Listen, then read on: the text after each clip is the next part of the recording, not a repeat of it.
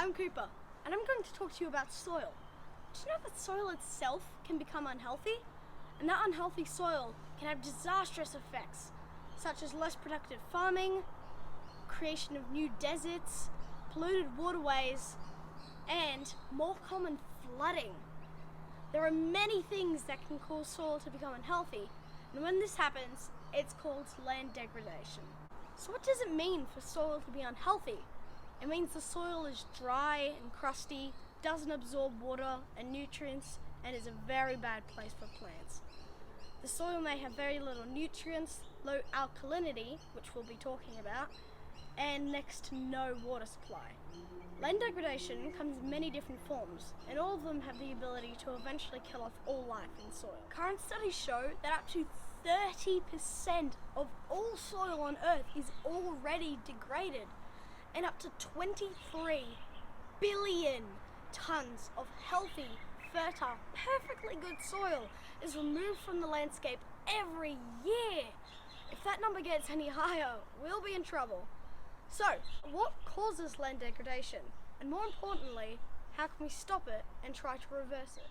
I've split the main causes into 4 main topics: acidification, unsustainable agriculture, deforestation, and overgrazing.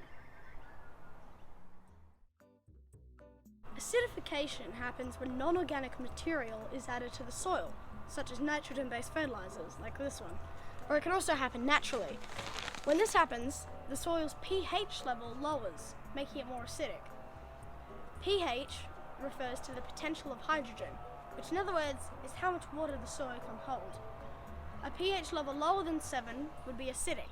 When the soil is acidic and the pH is low, it becomes very difficult for plants to grow and survive, as the soil will lock up all the nutrients that they need.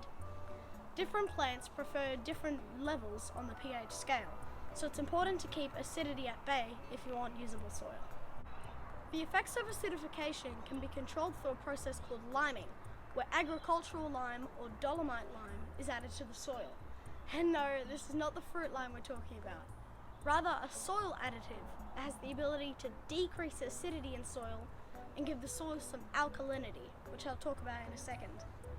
Lime comes in many different forms, such as liquid lime or powder lime, and the amount needed of each will vary depending on the soil and the types of crops being grown.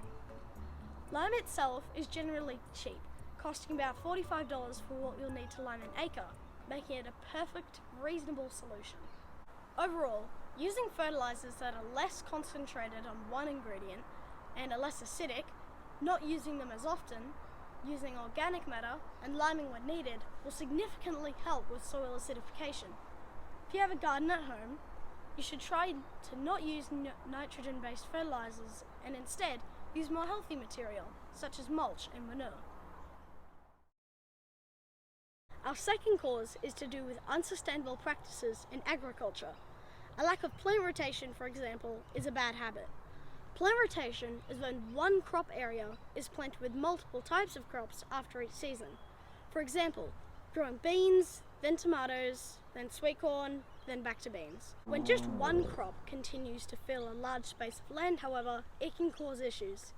Nutrients in the soil can be depleted more than they should be due to the lack of variety, and there'll be less roots in the ground. And not only that, but when there is abundance of just one type of crop, diseases and pests can spread quickly among plants. So how can we stop this? We just need to mix around crops and create a variety within one area or field. Doing this will make it harder for diseases to spread and easier for soil to stay healthy. Another unsustainable practice is when fields are not rested. Some farmers give fields rest periods, such as growing potatoes in it for 1 year and then giving it 5 years of rest so it can rejuvenate and restore nutrients naturally, which is a great healthy practice for the soil. Not all fields need that long, but giving soil rest lets it form nutrients and be ready for the next cultivation. It just sounds a bit ridiculous, but it's true. Fields actually need rest. Yet there are still more unsustainable practices in agriculture which can affect the quality of soil. Tilling is a method of aerating the soil to allow moisture and air to get into it and germinate seeds, kill weeds, mix fertilizers, and allow roots to grow easier. However, if it is done too often, it can actually break down the soil structure. Useful bacteria, fungi, and algae are killed. Soil pores are closed and water can't penetrate soil properly. Tilling scrapes away the topsoil, which is the most nutrient-full type of soil. So when it is taken away, you can imagine the soil loses health. Tilling also starts and encourages erosion, which takes away even more topsoil. But what is the solution to this problem? Tilling needs to be performed less. The whole point in tilling is to mix up organic matter, but it doesn't need to be done as frequently as it often is. A good amount of farmers in Tasmania are already adjusting to this change. Tilling is performed less often there, and new equipment is being designed that doesn't produce the negative effects of tilling. Agriculture happens everywhere in the world, so we just need to advocate and spread the word that there are better ways to do things.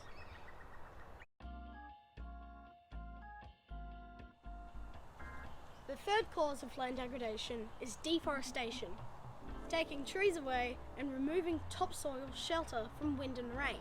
This is a big problem. While there is plenty of topsoil, it's easy for plants to lay down their roots. The topsoil is also home to many little creatures and smaller plants, like fungi, earthworms, and bacteria called microorganisms. But unfortunately, when trees are chopped down, wind and water can easily take away the precious topsoil. Let's play pretend for a second, just so I can show you what I mean. Let's pretend that this water here is our topsoil. It's the ground, where everything grows from. Now let's also pretend that the wind coming out of this is the elements, so wind and rain. Now let's also pretend that this chair is a tree or ground cover, the canopy. As long as we have trees and ground cover and lots of vegetation, the elements can't get through as much.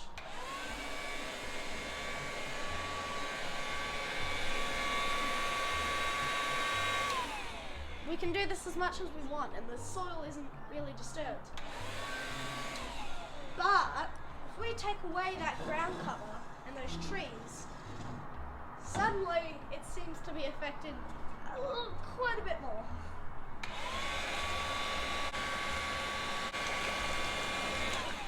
As you can see, the topsoil's flying away, it's being washed away. This is called erosion when this happens. Now, even though it might not seem like much, if this keeps happening, then the ground itself will end up wearing away, which we do not want. While that will always be naturally happening on Earth, people worsen the problem by conducting deforestation too much. If forests must be taken down, replanting and other protection of topsoil is required to combat erosion. Planting ground cover will significantly reduce erosion as roots form a network that holds everything together. The last topic I have for you today is actually livestock overgrazing. In other words, animals eating too much ground cover. It may not seem like a big deal, but overgrazing is actually one of the top causes for land degradation. If grass is grazed over and over, it won't have time to grow back, which will cause there to be fewer roots in the ground, therefore killing off the vegetation in that area. It's like the grass and the soil underneath it is being overworked and tired. To prevent this, farmers should create a schedule similar to the potato situation previously mentioned. Fields can be split up and livestock can switch between them, giving each part of the field time to regrow. Graziers need to be careful and cap the amount of stock their land can maintain. While this seems like a simple solution, I understand that it may not be desirable to farmers who may need or want to have as many livestock as possible to provide them with a financial income. And perhaps this is why overgrazing is one of the biggest problems in regards to soil degradation. We have discussed how land degradation has resulted in 30% of all soil on Earth being degraded. The main reasons I've outlined are acidification, unsustainable agriculture, deforestation, and overgrazing. We've discussed each of these issues and have identified that many of these problems can be solved, especially by the proper use of liming and organic matter to decrease acidity in soil, plant rotation, field resting, and reduction of tilling topsoils, immediate replanting of areas where trees have been removed, management of time that livestock can spend grazing in certain fields. For us at home, we can do our bit too.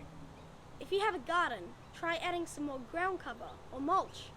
Support sustainable agriculture and forestation. Conserve water and food. There are so many categories that affect land degradation that we can all get involved in on some level, and every little bit helps. So let's put our brains and hands together and sink that 30% of soil degradation down to zero. Thanks for watching, and I hope you've learned a little bit about land degradation and what we can do about it.